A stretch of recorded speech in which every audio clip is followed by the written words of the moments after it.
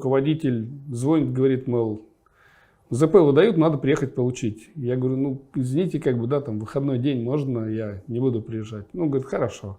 Я приехал в понедельник, они мне говорят, а мы твоей ЗП закрыли дыру в производстве. Ну, и больше денег я там не видел. Ну, собственно говоря, так. В общем, 3 месяца мы еще отработали, никто ничего не получал, и мы оттуда ушли. Вот. Ну, посудились мы с ними, естественно, деньги все-таки получили за 3 месяца, но через год. Ну, это был такой хороший опыт, что если дают ЗП, надо ехать.